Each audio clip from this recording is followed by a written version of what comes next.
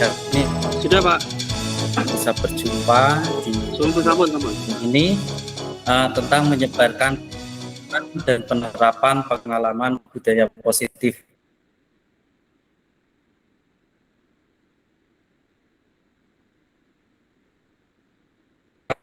Front yang membantu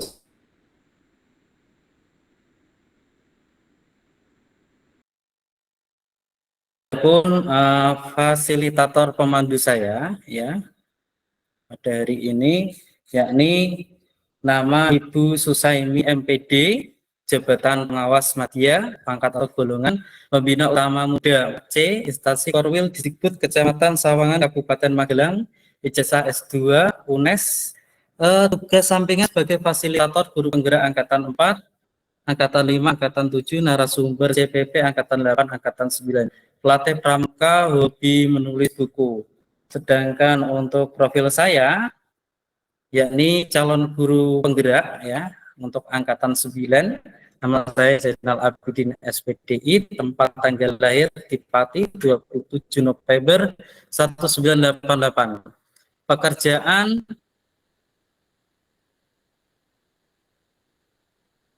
status guru P3K tahun 2022. RW 2 RW 5 Kecamatan Gebong Kabupaten Pati. Adapun pengalaman sebagai guru PAI tahun 2007 sampai 2022 di SDN Pekan 1, Ketua KKG Kecamatan Gebong, pengajar praktek angkatan 4 Kabupaten Pati.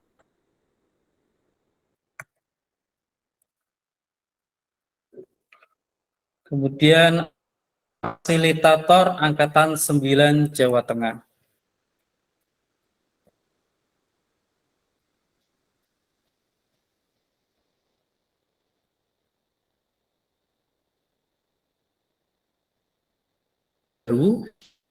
Dan peserta dapat memahami komponen budaya positif, peserta dapat memahami makna disiplin positif, apa motivasi perilaku manusia, kebutuhan dasar keyakinan kelas, dan segitiga restitusi. Ada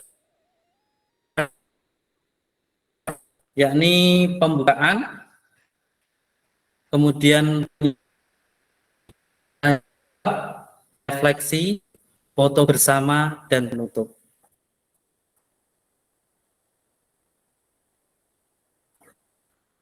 Di pembukaan, marilah kita buka dengan doa sesuai kepercayaan kita.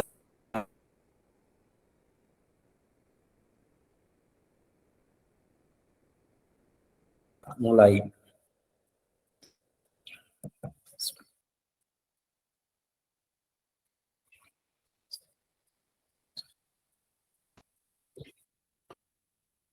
Selesai. Terima kasih Bapak Ibu. Kita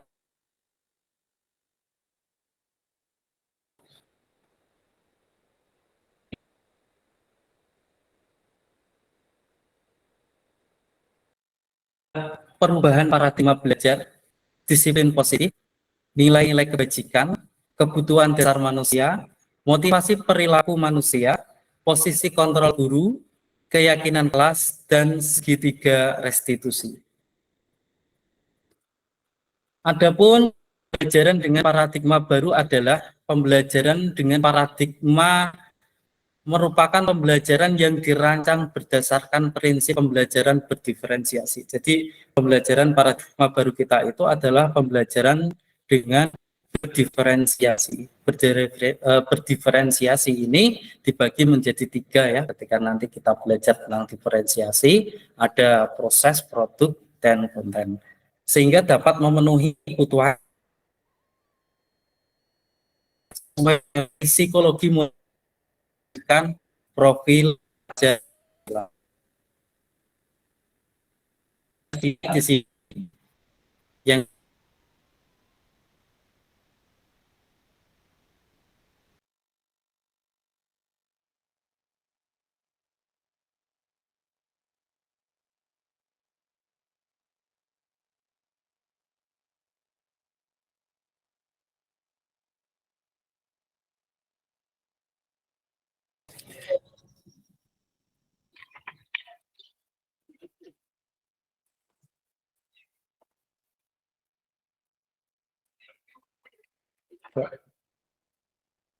Konsep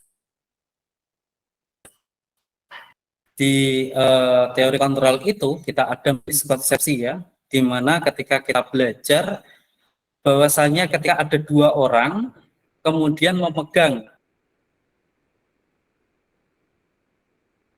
dagingnya, ya, kemudian diminta, jadi ada satu orang membuka hal yang penting untuknya, disuruh membuka, itu orang itu akan mempertahankan apa.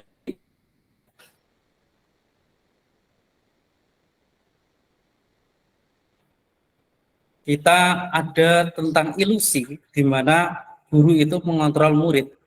Ada ilusi juga bahwa kritik dan membuat rasa bersalah mampu menguatkan karakter. Ada juga ilusi bahwa orang dewasa dapat memaksa, ilusi bahwa semua penguatan positif efektif dan bermanfaat. Pada dasarnya sebenarnya kita itu tidak bisa merubah orang lain, kita tidak bisa mengontrol orang lain. Yang bisa mengontrol itu adalah diri kita sendiri atau diri mereka sendiri. Ketika mereka tidak mengizinkan untuk dikontrol, maka kita tidak akan bisa mengontrol mereka. Ini adalah tentang teori kontrol. Kemudian mengubah paradigma stimulus, respon ke pendekatan teori kontrol. Stimulus respon adalah realitas kebutuhan kita sama. Di dalam stimulus respon itu, semua realitas kebutuhan semua orang itu sama. Adapun di teori kontrol itu realitas atau kebutuhan kita itu berbeda. Di stimulus respon, semua orang melihat hal yang sama. Kita mencoba mengubah orang berpandangan sama dengan kita. Perilaku buruk dilihat sebagai sesuatu kesalahan, orang lain bisa mengontrol saya, dan saya bisa mengontrol orang lain. Ini di dalam stimulus respon. Kemudian pemaksaan ada pada saat bujukan gagal. Model berpikir menang dan kalah. Sedangkan di teori kontrol, ini adalah realitas kebutuhan kita itu berbeda. Setiap orang memiliki gambaran yang berbeda. Kita berusaha memahami pandangan orang lain tentang dunia. Semua perilaku memiliki tujuan. Hanya Anda yang bisa mengontrol diri Anda tidak bisa mengontrol orang lain. Kolaborasi dan konsensus menciptakan pilihan-pilihan baru, model berpikir menang-menang. Ini adalah yang akan jadi kita masuk pada sesi berikutnya. Disiplin positif. Disiplin positif ini berasal dari kata disiplina yang berarti belajar. Disiplin mengacu pada disiplin diri yang memiliki tanggung jawab terhadap apa yang dilakukannya berdasarkan nilai-nilai yang diyakini. Disiplin positif merupakan salah satu cara penerapan disiplin yang bertujuan untuk menumbuhkan kesadaran serta memberdayakan peserta didik tanpa imbalan, penghargaan atau reward, ancaman atau hukuman. Sebagai pendidik, tujuan kita adalah mewujudkan peserta didik yang memiliki disiplin tinggi, memiliki disiplin diri sehingga mereka dan memiliki motivasi intrinsik mengubah perilaku ke arah yang lebih baik. Disiplin ini Bapak Ibu lebih pada pengontrolan diri,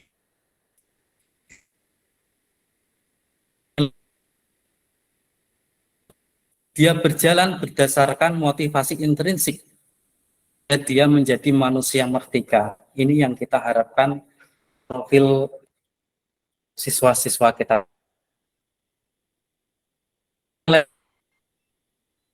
Nilai-nilai kebajikan ini adalah nilai disepakati bersama, terlepas dari suku, bangsa, agama, bahasa, maupun latar. Kontrol 198 bahwa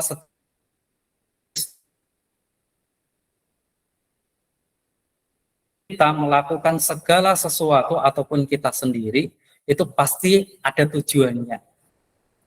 Bahkan ketika kita tidak hadir tepat waktu, katakanlah, itu pasti ada tujuannya. Mungkin ada sesuatu yang lebih penting yang kita lakukan. Sehingga inilah hal-hal yang harus kita sepakati bersama. Nilai-nilai kebajikan itu terlepas dari apa suku, bangsa, agama, bahasa maupun latar belakangnya. Diane Gossen 1998 mengemukakan bahwa dengan mengaitkan nilai-nilai kebajikan yang diyakini seseorang, maka motivasi intrinsiknya akan terbangun, sehingga menggerakkan motivasi dari dalam untuk dapat mencapai tujuan mulia yang diinginkan.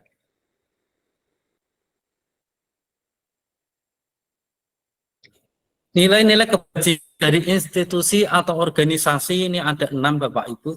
Kita fokus pada 3 saja, yakni pada profil pelajar Pancasila yang saat ini dan kita tuju dalam kurikulum Merdeka kita ini, yakni beriman dan bertakwa pada Tuhan Yang Maha Esa, berakhlak mulia, berkebinekaan global, gotong kreatif, dan berpikir kritis.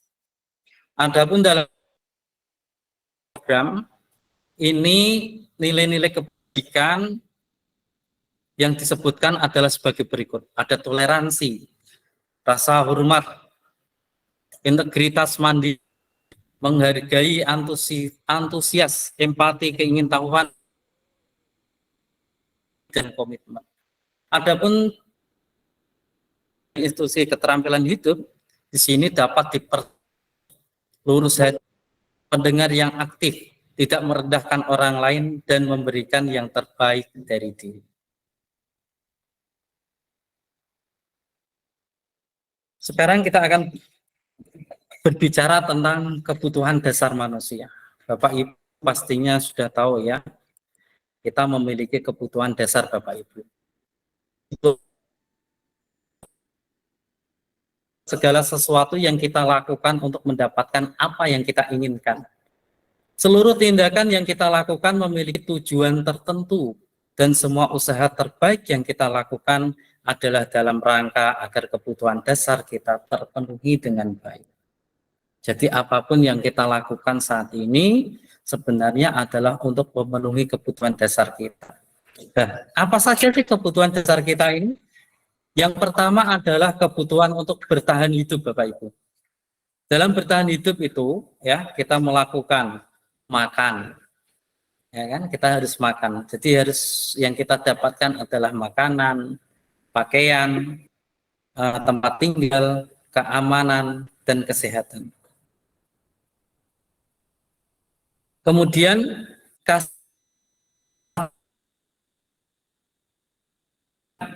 berbagi, kerjasama, menjadi bagian dalam kelompok. Ini adalah termasuk dalam kebutuhan kita dapat diterima.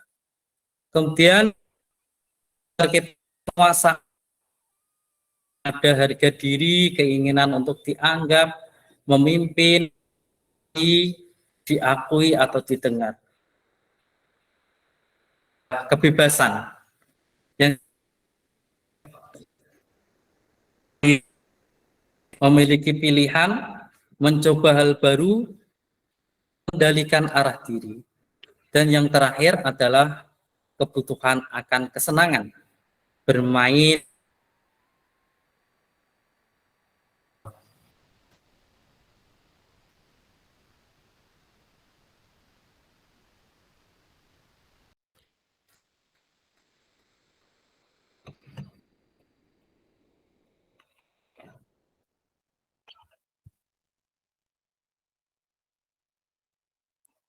Setelah kita mengetahui tentang kebutuhan dasar Bapak Ibu, ini ada tentang motivasi perilaku manusia, di mana motivasi perilaku manusia itu terdiri dari motivasi ekstrinsik dan motivasi intrinsik. Ini sangat penting sekali untuk kita pahami, untuk mengetahui budaya positif ya Bapak Ibu ya. Motivasi ekstrinsik atau dari luar diri kita ini biasanya dilakukan untuk menghindari ketidaknyamanan atau hukuman. Selain menghargai lain, kita melakukan sesuatu ada kala menghindari ketidaknyamanan atau untuk mendapatkan imbalan. Ini adalah motivasi ekstrinsik.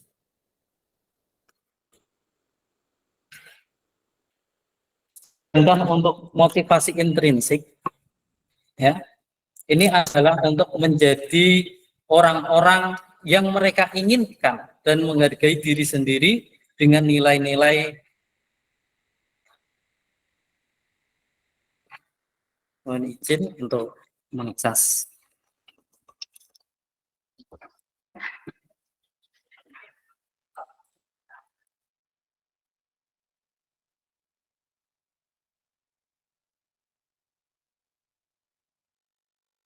Gaya positif ini adalah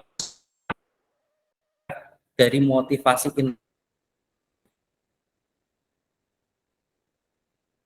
yang diinginkan, menghargai diri mereka sendiri dengan nilai-nilai yang mereka percaya. Dia melakukan segala sesuatu itu karena dia benar-benar ingin melakukan itu. Bukan karena dia tertekan, bukan karena hukuman, atau bukan untuk mendapatkan imbalan. Ini yang kita inginkan. Kemudian kita akan belajar tentang hukuman, konsekuensi, dan restitusi. Bapak Ibu pastinya sudah tahu ya, tentang hukuman, konsekuensi, dan restitusi. Bahkan pernah kita lakukan di sekolah kita masing-masing. Hukuman ini itu bersifat tidak terencana atau tiba-tiba.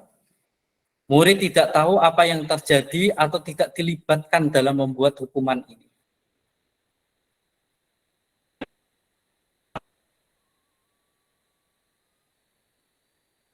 Yang lebih rendah. Ada yang berupa hukuman fisik, ada juga yang berupa hukuman psikis. Sedangkan konsekuensi ini terencana atau disepakati sesuai aturan. Ada kesepakatan antara guru dan murid. Ada kesepakatan antara orang tua dan anak. Ini yang namanya konsekuensi. Tapi murid tetap dibuat tidak nyaman dengan konsekuensi tersebut. Sikap guru selalu memonitor murid, apakah dia melakukan kesalahan atau tidak. Kalau dia melakukan kesalahan, maka kita akan melaksanakan konsekuensi yang ada. Seperti itu.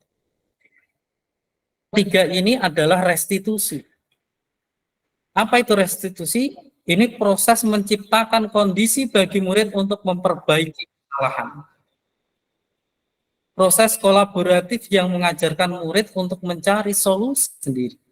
Jadi di dalam restitusi ini, anak-anak ini diajarkan untuk memperbaiki masalahnya sendiri. Mencari solusi sendiri. Apa yang mesti mereka lakukan? Motivasi intrinsiknya, motivasi dirinya ini yang dikuatkan di dalam restitusi. Sehingga dia melakukan segala sesuatu, melakukan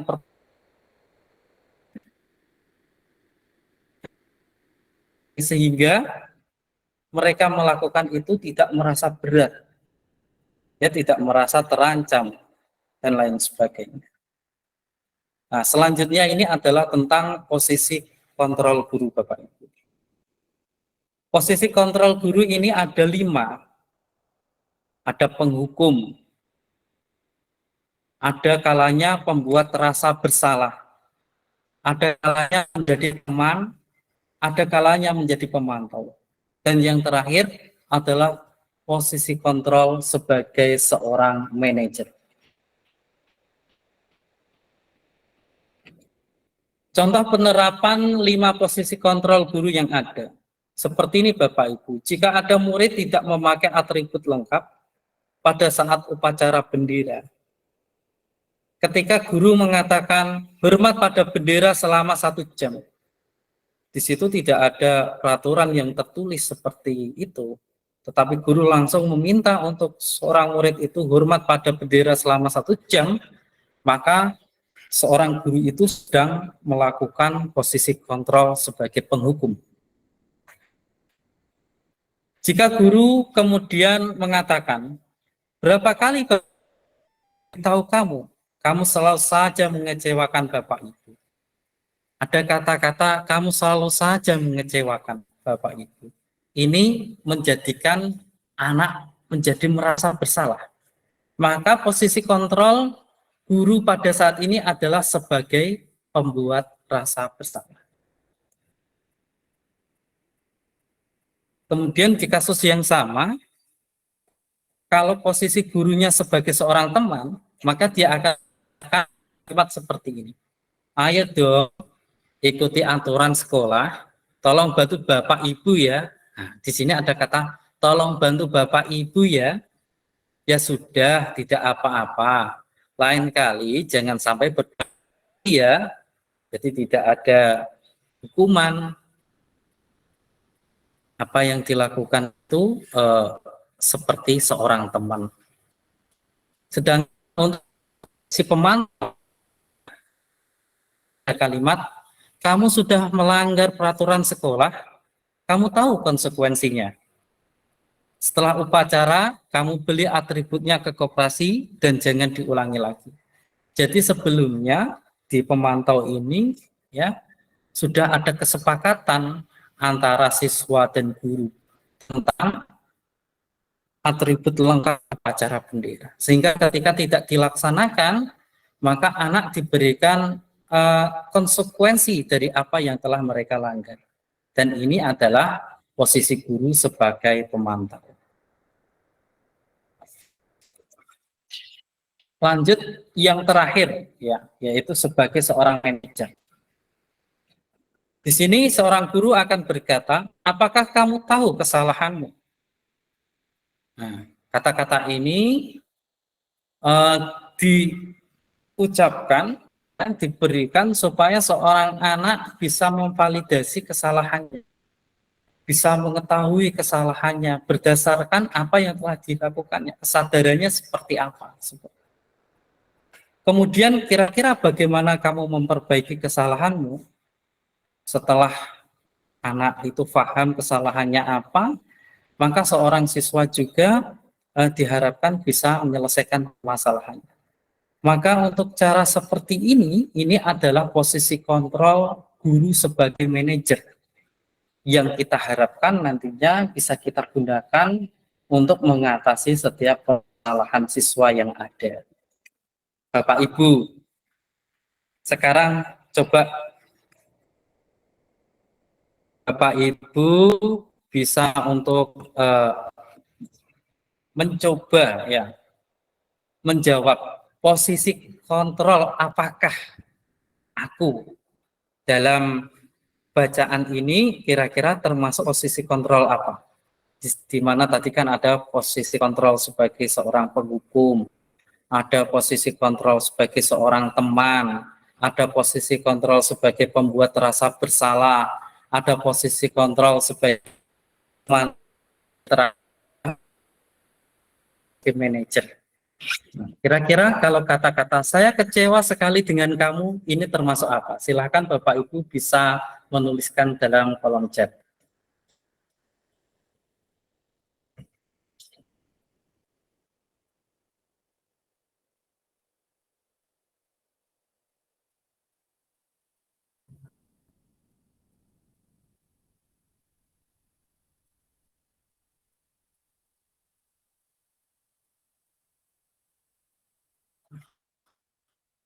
Oke Bapak Ibu. Jadi posisi kontrol ini ya, saya kecewa sekali dengan kamu, ini adalah pada pembuat rasa bersalah.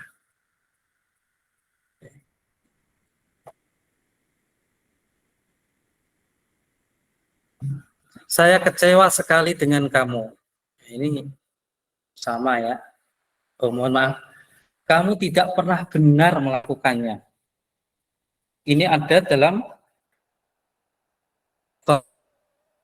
kontrol apakah seorang guru ini. Monggo Bapak Ibu bisa menuliskannya dalam chat.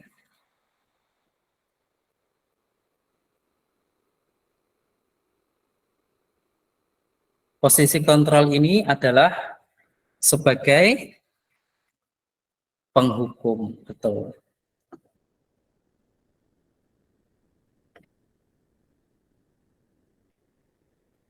Ya, apa rencanamu untuk menyelesaikan masalah ini?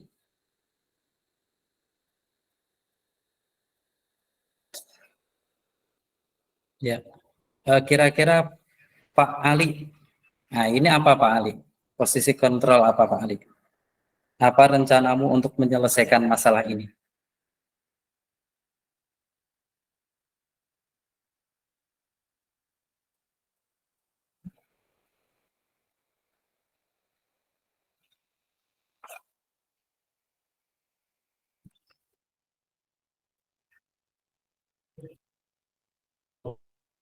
Mungkin,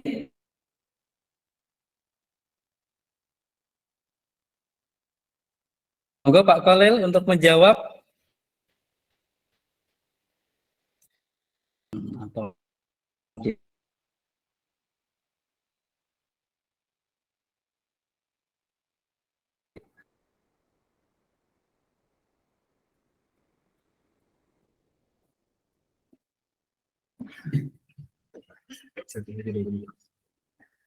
ya, apa rencanamu untuk menyelesaikan masalah ini? Ini berarti ada hubungannya dengan restitusi, juga ada hubungannya dengan posisi kontrol sebagai seorang manajer. Oke, Bapak Ibu, betul sekali.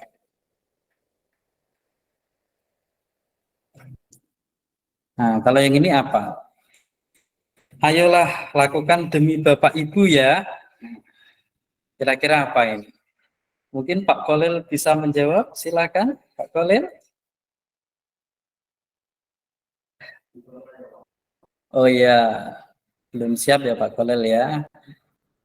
Oke, ayolah lakukan demi Bapak Ibu ya. Ini ada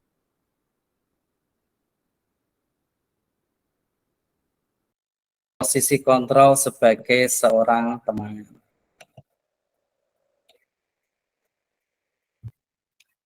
Oke, lanjut. Nah, kamu tidak pernah mendapat nilai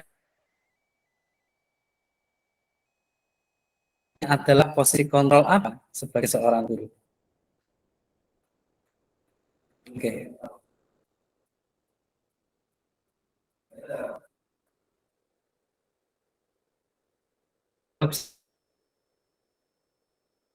Jangan di mute. Oh iya, sebagai pemantau benar Pak Ali Gufron. Ini adalah sebagai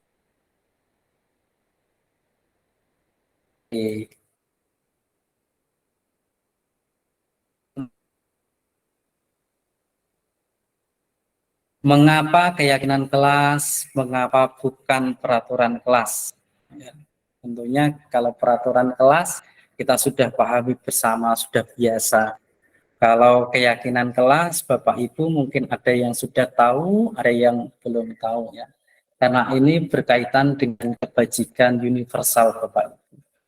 Nah, pembentukan keyakinan kelas di sini ya, itu bersifat abstrak. Berupa pernyataan universal, dibuat dalam pernyataan positif. Setiap saja agar mudah diingat kata-katanya, sesuai dengan kondisi kelas atau sekolah sehingga mudah diterapkan. Semua warga sekolah atau warga kelas dilibatkan saat membuat keyakinan kelas atau sekolah. Di sini saya memperlihatkan ada foto-foto pembuatan keyakinan kelas yang saya lakukan di kelas 3 SD Kelakah Kasihan 01. Pada kegiatan ini ya, yang pertama kali saya lakukan pemahaman pada anak-anak untuk pembuatan keyakinan kelas, pentingnya keyakinan kelas, bagaimana kemudian nilai-nilai universal itu penting bagi kita bersama untuk dilakukan dan diyakini, supaya ketika di sekolahan, ketika di kelas itu bisa tercipta suasana yang aman, nyaman, dan tentram seperti itu. Kemudian saya bagikan post-it kepada anak-anak dari post-it itu anak-anak menuliskan keyakinan-keyakinan yang mereka miliki. Setelah post-it ini dituliskan beberapa saat, anak-anak kemudian sudah saya tulisi keyakinan kelas. Ada banyak. Kemudian saya dan anak-anak kemudian mengklasifikasikan keyakinan-keyakinan yang sama, mensepakati, saya tulis dalam papan tulis. Dan nantinya ya kemudian ditaruh di dalam kelas untuk setiap hari dibacakan keyakinan itu agar anak-anak bisa melaksanakan pembelajaran dengan tertib, aman, dan tentram. Menjadikan anak-anak meyakini apa yang harus dilakukannya. Dan ketika melakukan kesalahan, tentunya bisa kembali kepada keyakinan yang telah disepakati, keyakinan yang telah diyakini tersebut. Selanjutnya kita belajar tentang segitiga restitusi Bapak Ibu. Ya. Jadi ini adalah ujung daripada budaya positif kita, di mana ketika seorang anak melakukan kesalahan, anak tersebut kita harus berikan hak-hak mereka. Kenapa mereka melakukan kesalahan tersebut? Apakah kesalahan itu memang disengaja atau tidak? Apakah kesalahan untuk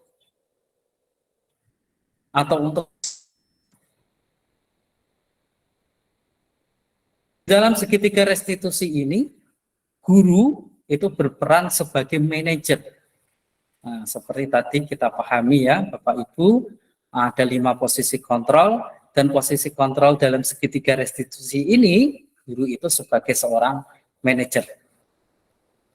Guru yang sebagai seorang manajer ini menggunakan segitiga restitusi dalam menyelesaikan masalah melalui 3 tahapan. Jadi ada 3 tahapan Bapak Ibu dalam melakukan segitiga restitusi ini. Yang pertama adalah menstabilkan identitas. Kemudian validasi tindakan yang salah. Dan yang ketiga adalah menanyakan keyakinan. Apa tujuan dari segitiga restitusi ini? Tujuannya adalah menghasilkan murid yang mandiri dan bertanggung jawab sesuai profil pelajar Pancasila. Ini tujuan yang sangat mulia dan yang kita harapkan ke depan, sesuai dengan kurikulum yang telah kita laksanakan ini. Bapak Ibu, dalam proses menstabilkan identitas, ini kita berdasarkan prinsip membuat kesalahan adalah bagian dari proses pembelajaran. Jadi berbuat kesalahan itu bukan untuk dihukum. Berbuat kesalahan itu bukan akhir dari kemudian mereka tidak bisa untuk memperbaiki. Tetapi membuat kesalahan itu adalah proses dari pembelajaran agar mereka tidak mengulangi kesalahan yang sama. Maka kata-kata kita ketika bertemu dengan anak, ketika melakukan restitusi ini, bisa pilih. Yang pertama, berbuat salah itu tidak apa-apa.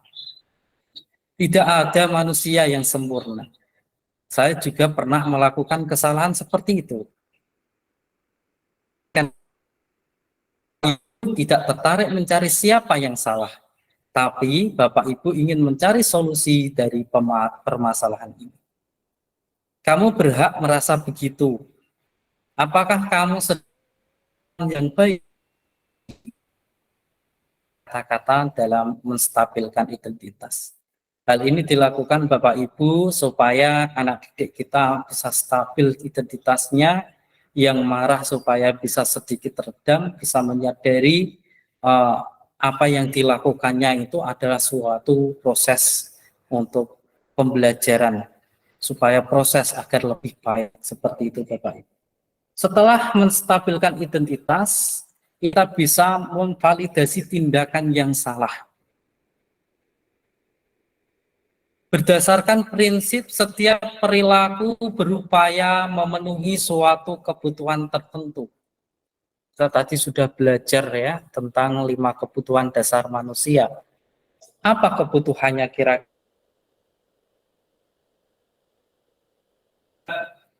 Memukul anak lain, apakah benar dia melakukan kesalahan?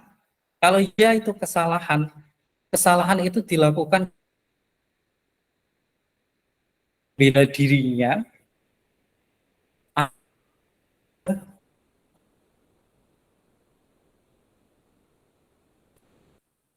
Nah, untuk memvalidasi tindakan yang salah ini, kita bisa menggunakan beberapa ucapan atau perkataan. Yang pertama adalah, padahal kamu bisa melakukan yang lebih buruk dari ini ya. Katakanlah dia dipukul orang, tetapi dia hanya mencaci katakan. Sehingga dia bisa memukul lebih, tapi dia memilih untuk hanya mencaci katakan. Nah, itu ketika kita bilang, padahal kamu bisa melakukan yang lebih buruk dari ini ya, ini adalah validasi tindakan yang salah. Oh iya Pak, tetapi saya tidak melakukannya. Apakah yang kamu lakukan adalah salah? Saya kan ini memvalidasi.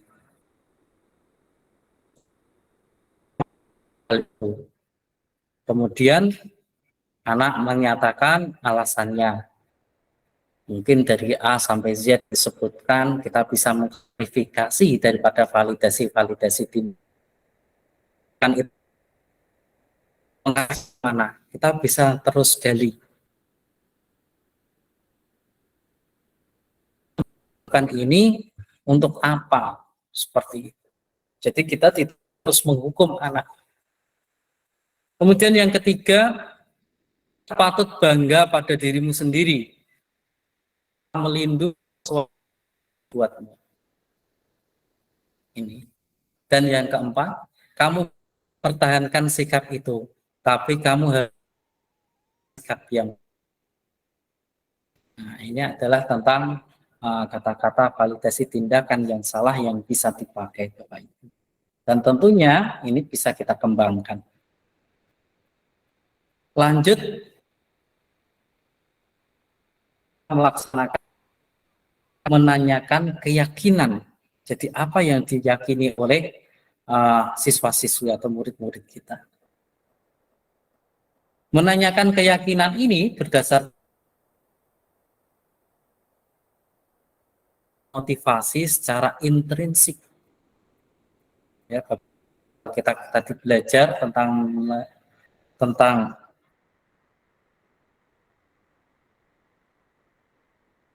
dalam menanyakan keyakinan, pahamnya intrinsik untuk melakukan perubahan, melakukan tindakan seperti itu. Maka kemudian kita tanyakan dahulu keyakinannya. Apa yang kita percaya sebagai kelas atau keluarga? Apa nilai-nilai umum yang telah kita sepakati sebelumnya? Mungkin nilai-nilai umumnya adalah tentang bekerja sama dengan orang lain atau saling menghormati sehingga tidak boleh kemudian anak tidak mencaci, tidak memukul dan lain sebagainya. Kemudian apa bayangan kita tentang kelas yang ideal itu?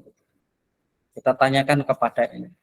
Anak seperti itu, anak yang nyaman, kelas yang nyaman, aman, tentram, kita tidak dibully oleh orang lain, itu bisa menjadi jawaban-jawaban anak. Kemudian yang terakhir adalah mau jadi ini supaya kita bisa melihat keyakinan anak.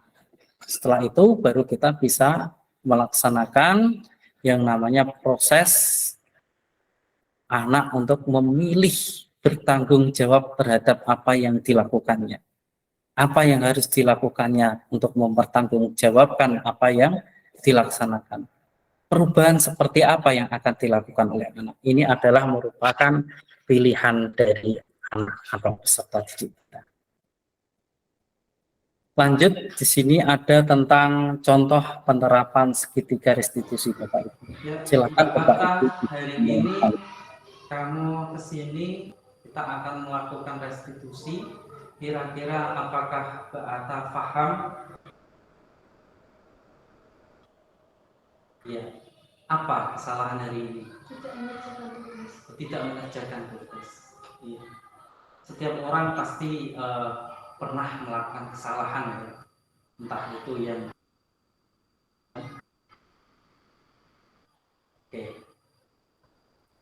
Mbak Atta tidak melaksanakan tugas, tidak mengerjakan tugas yang dilakukan. Kira-kira tugas apa?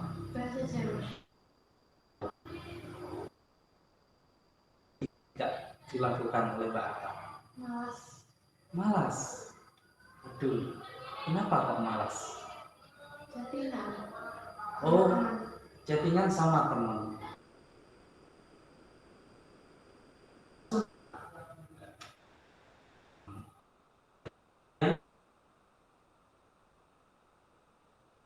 Apa sih yang diinginkan dari Mbak Atta? Mendapatkan hiburan. Oke. Kalau sudah mendapatkan hiburan, apa yang diinginkan tadi? Apa yang diharapkan dari hiburan itu? Kesenangan. Berarti Mbak Atta ya melakukan chattingan untuk mendapatkan hiburan dan akhirnya adalah mendapatkan kesenangan, sehingga di rumah nggak merasa suntuk ya. Nah, tetapi ada tugas yang tadi terlewat, belum diselesaikan. Nah, keyakinan kelas kita itu seperti apa yang kita yakini di kelas kita? Mengerjakan tugas ya yang ada. Di situ ada tepat waktu apa tidak? Ada. Oh iya. Kalau ada mengerjakan tugas tepat waktu berarti sudah melanggar keyakinan kita apa tidak? Melanggar. Oke, kalau sudah seperti itu, menurut Mbak Atta, cara seperti apa yang baik yang dilakukan untuk bisa menanggulangi daripada apa yang telah dilakukan tadi? Lebih baik belajar dulu. Belajar dulu ya, belajar dulu. Setelah belajar dulu baru chattingan, sehingga tugas dari Mbak Atta bisa selesai. Chattingan kebahagiaannya juga bisa dapat, gitu ya. Oke, terima kasih Mbak Atta atas waktunya. Jadi nanti silahkan dilakukan ya kalau mau. Apa tadi? Setiap hari kalau ada tugas, berarti yang pertama yang dilakukan apa dulu? Belajar dulu. Tugasnya diselesaikan dulu. Setelah selesai tugasnya baru boleh chattingan. Oke, setuju ya untuk ini? Ya, terima kasih Mbak Atta. Boleh kembali lagi ke kelas.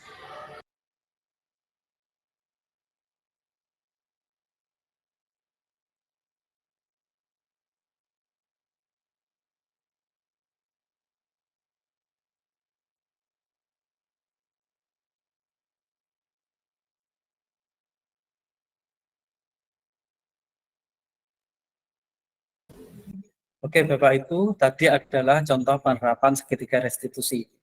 Yang dimana kita lihat bersama, di dalamnya ada anak yang bernama Atta, tidak mengerjakan soal atau tugas bahasa Jawa, dikarenakan dia sibuk chattingan dengan teman-temannya, sehingga dia terlupa akan tugasnya. Ketika dilakukan restitusi, dia menyadari kesalahannya. Ya, kita lakukan yang pertama tadi, menstabilkan identitas, kemudian yang kedua kita validasi tindakannya sehingga kita tahu bahwasanya dia tidak mengerjakan tugas itu karena chattingan dan kebutuhannya ketika di rumah adalah mendapatkan kebahagiaan atau mendapatkan kesenangan. Setelah itu kita lakukan yang namanya menanyakan keyakinan. Ya, ketika kita tanyakan keyakinan yang ada, dia meyakini bahwasanya dia tidak mengerjakan tugas itu tidak baik. dia tidak mengerjakan tugas tepat waktu, padahal di dalam kesepakatan ada mengerjakan tugas tepat waktu.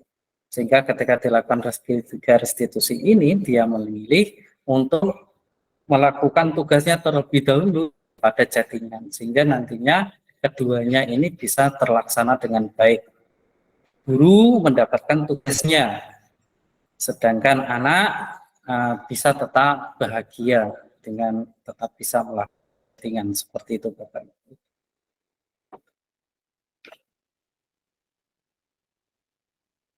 Murid dari penerapan segitiga restitusi ini.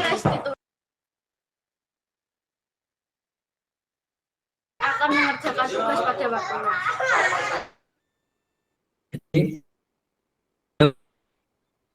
Yang ada ya, seorang anak ini yang bernama Atta ini merasa senang telah melaksanakan restitusi dan dia berusaha untuk mengerjakan tugas pada waktu. Anak ini menghampiri saya, Mbak Atta. Saya sudah melaksanakan tugas saya tadi malam. Tugas-tugas saya sudah saya kerjakan semua. Dan saya juga bisa settingan. Dua-duanya bisa saya laksanakan. Sehingga restitusi ini bisa berhasil. Salah satu terkalahkan ya. Tetapi kita sama-sama merasa menang. Sama-sama bahagia.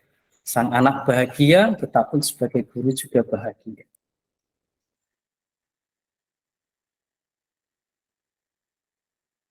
Refleksi ya, di mana dalam penerapan program disiplin positif hendaklah guru memiliki standar kepribadian profesi dirinya dalam posisi kontrol saat ini. Bagaimana perjalanan dirinya sebagai among atau manajer yang menuntun murid-muridnya menjadi insan yang mandiri, merdeka, dan bertanggung jawab. Saya juga refleksi sendiri, kita janganlah dulu mengambil keputusan sebagai penghukum. Kita usahakan selalu bisa melakukan sehingga kita benar-benar bisa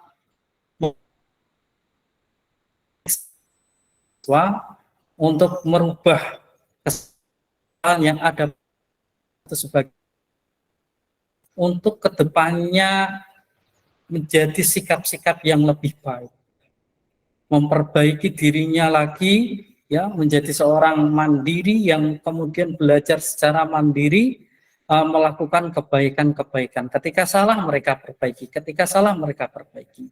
Seperti itu. Ini yang kita harapkan. Mungkin Bapak Ibu bisa memberikan refleksi kepada saya, masukan kepada saya terkait apa yang telah kita lakukan hari ini, yaitu berbagi praktek baik, pelaksanaan budaya positif, yang bisa membangun diri saya atau kita semua, atau Bapak Ibu bisa memberikan feedback berupa pemahaman Bapak Ibu. Silakan Bapak Ibu yang ingin memberikan feedback atau memberikan tambahan, silakan untuk present.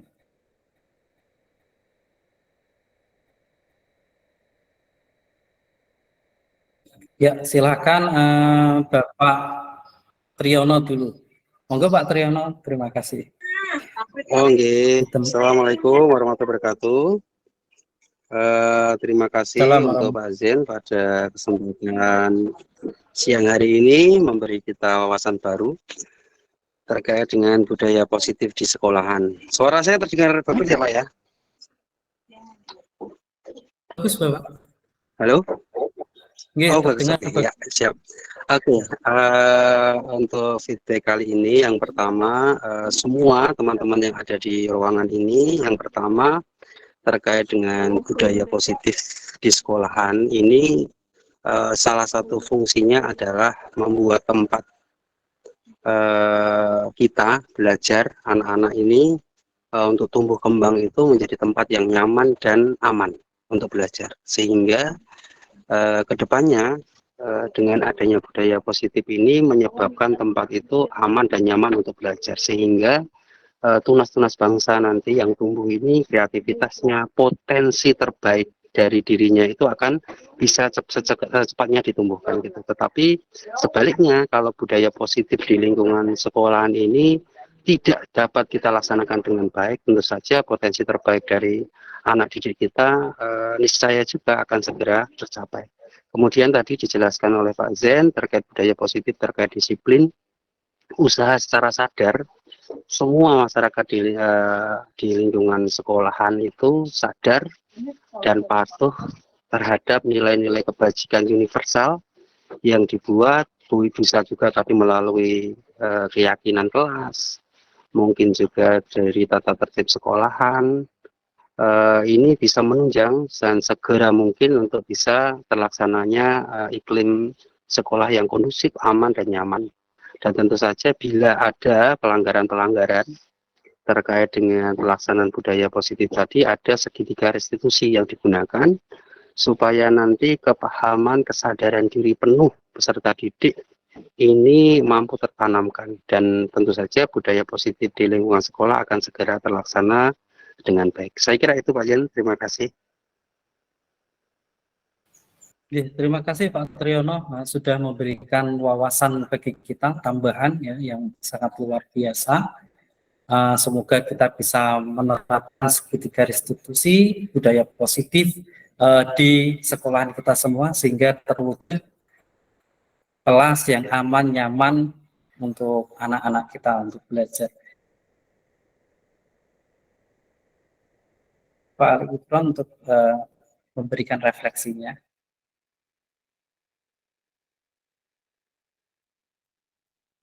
Monggo Bapak Ali. Baik, terima kasih Pak Zen. Assalamualaikum warahmatullahi wabarakatuh. Terima kasih atas kesempatan yang diberikan kepada saya untuk menyampaikan refleksi dari kegiatan siang hari ini.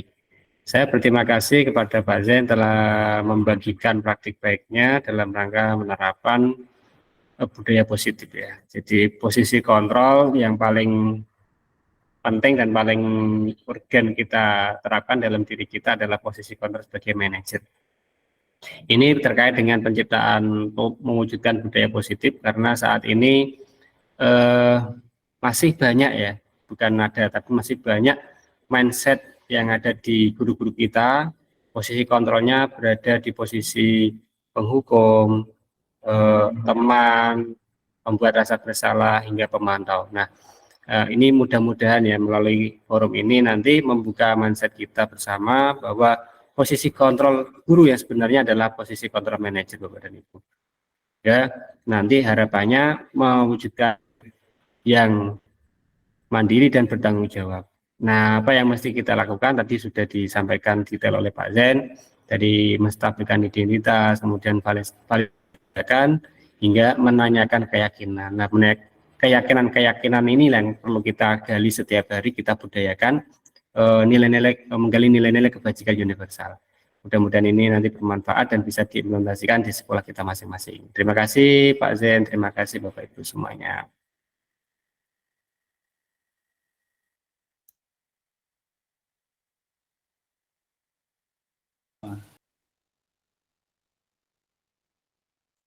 Di sekolahan kita masing-masing.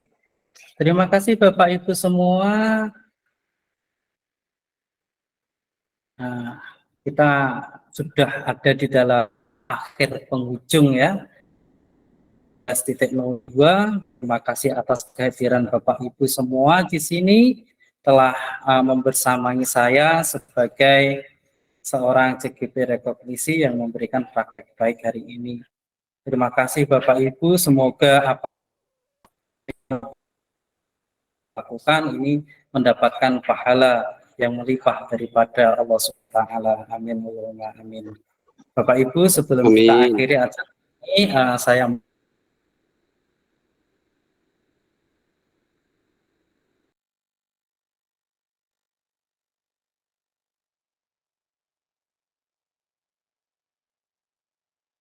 caranya masih Oke, on Pak. Tiga. Pak mungkin Tris dibantu Pak Ali ya. Oke, siap-siap. Saya kok Ya. Oke. Di 1, 2, 3. Oke.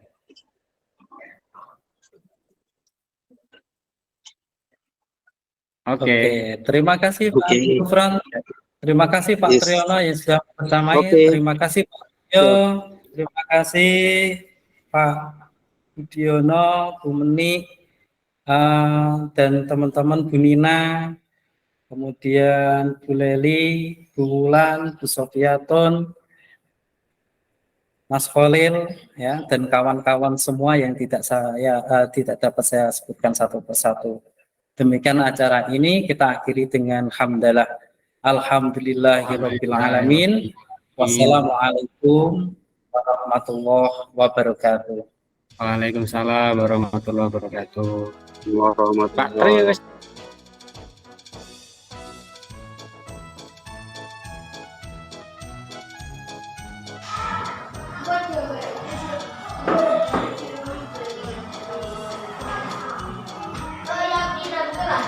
Assalamualaikum warahmatullahi wabarakatuh.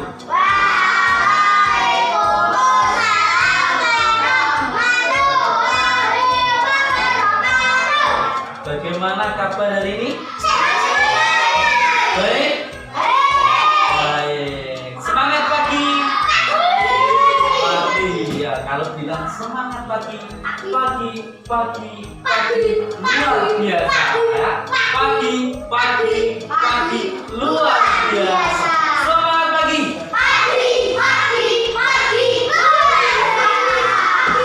Iya, pintar. Alhamdulillah. Ya, hari ini sebelum kita pelajaran, kita akan membuat lebih dahulu tentang keyakinan kelas. Tentang apa? Keyakinan. Apa sih keyakinan kelas ini? Nah, keyakinan kelas ini adalah keyakinan di dalam diri kita untuk melakukan hal-hal positif, hal-hal baik di dalam kelas. Keyakinan ini tidak hanya tergantung pada agama tertentu, tidak bergantung pada suku tertentu, tetapi kebaikan ini, keyakinan ini adalah keyakinan secara universal seluruh dunia, siapapun mengakuinya. Universal itu berarti mendunia, tidak hanya di suku tertentu, tidak hanya di negara tertentu, tidak hanya di daerah tertentu. Hal ini bisa dipakai dimanapun, ya. Dan keyakinan ini akan kita pakai di kelas kita.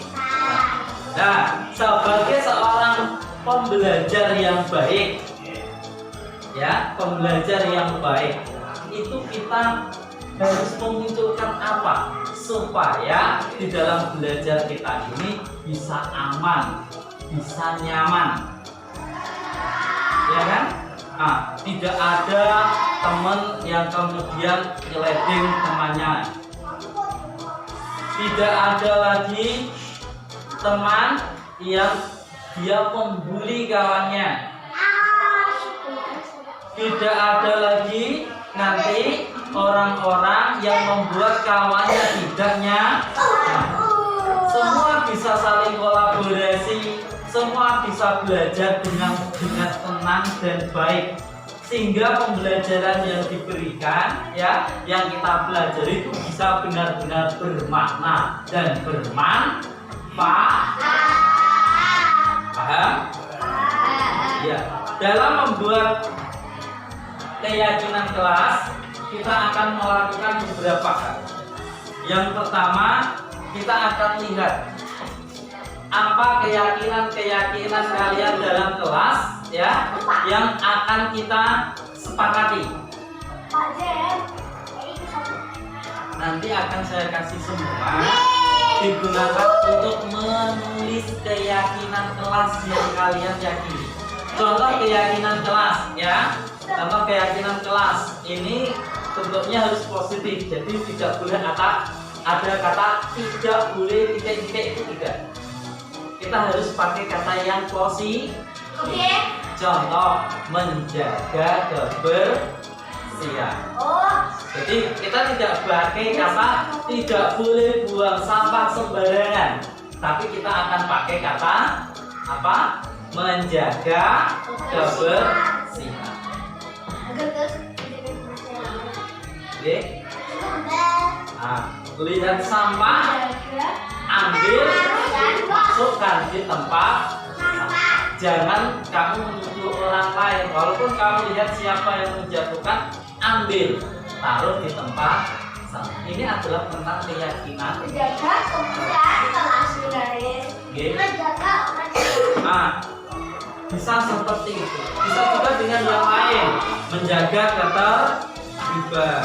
belajar bersama. Terus belajar datang tepat waktu, ya. Itu supaya apa? Datang tepat waktu. Tidak dihukum atau biar kita ketika pelajaran sudah ya. Nah, bisa juga yang lain. Apa yang kalian pikirkan, apa yang kalian rasakan supaya kalian bisa belajar dengan aman, nyaman dan bahagia itu seperti apa? Nah, mendengarkan siapa? Nanti silakan ditulis dalam sini ya. Boleh satu orang boleh menulis lebih dari satu, tetapi setiap, paham ya? Pahami dulu. Setiap post-it, ini namanya post-it. Setiap post-it nanti hanya diisi satu kata, satu kalimat. Pamannya menjaga kebersihan hanya menjaga kebersihan, tidak dengan saling menghormati. Kalau saling menghormati dengan menjaga kebersihan kan beda, ya kan? Nah, ini ditulis sendiri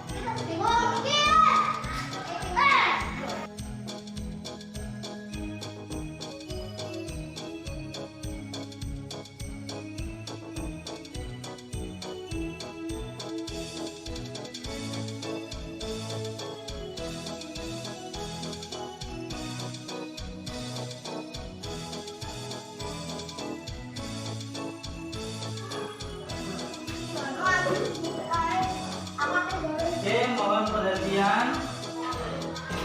Lihat pada papan tulis semua ya. Kita akan membuat keyakinan kelas kalian berdasarkan apa yang telah kalian tulis. Kita akan mengelompokkan. Apa yang akan dikelompokkan? Kata-kata yang sama. Ketika masih ada kata-kata negatif, nanti akan kita ubah menjadi kata-kata positif, sehingga nantinya kita akan menjadi sebuah budaya positif. Jadi apa? Budaya positif, ya. Nah, ini dari Mas Fata. Menjaga bicara yang sopan. Berarti menjaga bicara yang sopan. Berarti kalau itu bicara sopan atau bicara yang sopan. Oke, kita sepakat tidak kalau bicara harus sopan? Sepakat tidak?